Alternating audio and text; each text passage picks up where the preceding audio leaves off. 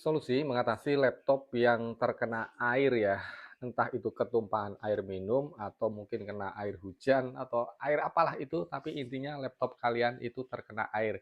Solusinya seperti apa? Yang pertama kita harus melihat dulu, kondisi tetesannya itu yang terkena air itu di bagian mana ya? Kalau misalnya di bagian atas ini, mungkin ini cenderung aman ya, cenderung aman kalau kesiramnya di sini. Berbeda lagi kalau mungkin kesiramnya di bagian bawah ini ya. Di bagian bawah ini kalau misalnya airnya masuk itu kan berarti langsung ke mainboard ya, itu perlakuannya juga beda. Kalau misalnya kena tetesan di sini, ya udah kita pastikan aja, kita lap aja sampai kering, kemudian kita pastikan nggak ada air yang masuk ya. Kalau misalnya tetesan airnya dari bawah ini masuk ke dalam, nah ini solusinya yang pertama adalah kalian jangan sampai hidupkan laptop kalian terlebih dahulu, jangan dihidupkan ya.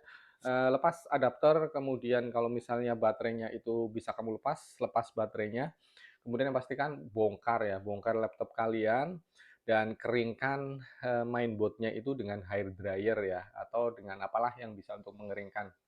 Kalian bisa lap dulu pakai kain, kemudian keringkan dengan hair dryer, atau mungkin jemur di sinar matahari ya, biar motherboard-nya itu benar-benar kering. Jangan sampai ada bagian-bagian yang masih basah, kemudian kalian nyalakan. Nah, kalau misalnya sudah kering, baru coba kalian nyalakan ya, pastikan sudah kering.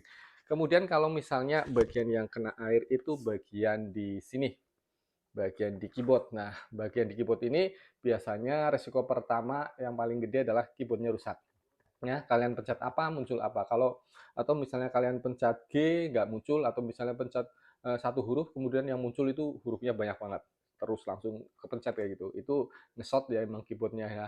Solusinya biasanya kalau misalnya dikeringkan itu masih bisa, ya oke, tapi kalau misalnya nggak bisa, mending kalian ganti keyboardnya aja.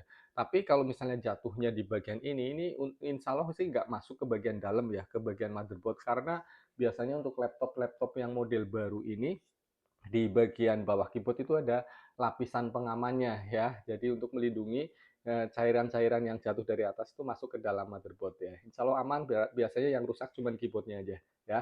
Itu aja ya buat kalian yang pernah ngalami laptopnya kena air, ketumpahan air ya, lagi ngopi ya, terus tiba-tiba kesenggol, jatuh ke laptop kalian. Ya semoga bermanfaat ya.